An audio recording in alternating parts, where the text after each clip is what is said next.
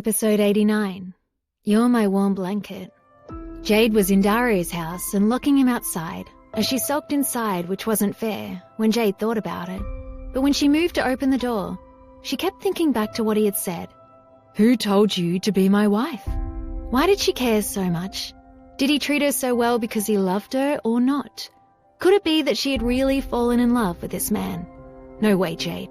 You can't fall in love with him. The gap between you two is much too big. You can't fall in love with him. Jade trembled and unlocked the door but didn't open it. Instead, she laid on the bed and kept thinking about what he just said. It was as if there was something pressing down on her chest, and she could not calm down no matter what.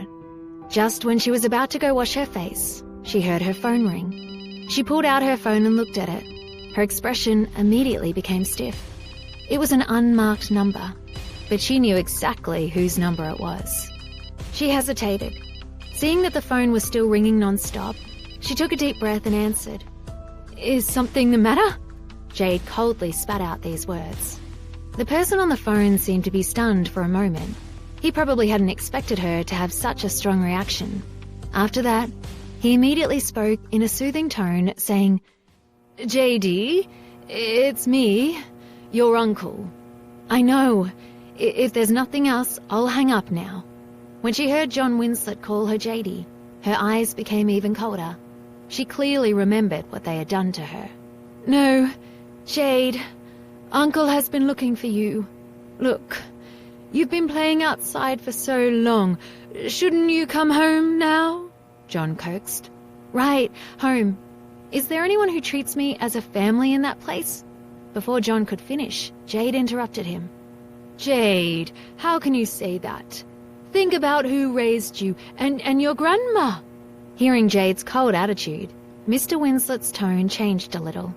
Before Mr. Winslet could finish, Jade felt someone pass her. Dario took her phone without any expression and ended the call with Mr. Winslet. Jade was stunned for a moment. She looked up and met Dario's gloomy eyes. Dario! Without waiting for her to finish, Dario blocked the number and warned, You don't have to answer this kind of call in the future. But Mr. Foster, you don't even know who called me. Jade looked a little depressed. She had also wanted to hang up, but she didn't expect Dario to be so decisive. I know, Dario said expressionlessly. Jade was surprised at first, but then she became very calm. He was like a god, Dario. What did he not know? At that moment, the atmosphere became awkward. Just when Jade didn't know what to say, Dario suddenly pulled her hand. The expression on his face became much gentler. Are you hungry? It's time to eat. Jade didn't expect him to say this and was stunned. She expected him to be angry with her, and instead, he seemed to care even more about her. This feeling was just so strange. What, you don't want to eat? Dario asked with concern. He saw the odd look on her face. Jade felt even more guilty.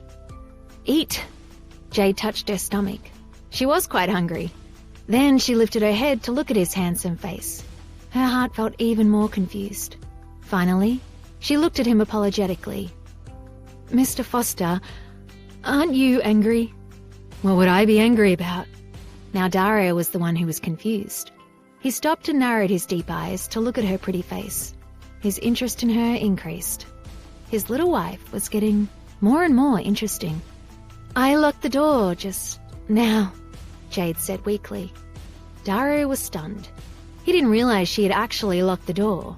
At that moment, he had indeed been a little angry, but he didn't think much when he saw her quickly unlock it again. Jade, this is your home. You can do whatever you want. Dario held her face in his hands, making her look straight into his eyes. He wanted her to know that she was the mistress of this house. She could do whatever she wanted in this house. Seeing that he was not angry at all, Jade felt even more ashamed, though she really didn't need to. But you bought this house. It's yours. I locked you outside. I'm really too bad. Jade covered her face. We are husband and wife. What is there to bicker about between husband and wife? However, the next time you lock yourself in, can you let me in first? Although there's no one in the house, when we're in the room, it's indeed safer to lock the door. Dario suddenly moved closer to her ear. Of course, she knew what he was talking about.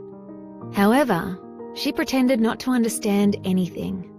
Jade looked at him and remembered what she had just done. She felt even more guilty, though it was completely unnecessary. She looked down. After a long time, she slowly said, "You are so good to me. Is it because we're husband and wife?" Dario was shocked. Although her voice was softer than a mosquito's, he heard her. He narrowed his eyes. He didn't know whether to laugh or cry. It turned out that she was struggling with this because of what he said just now.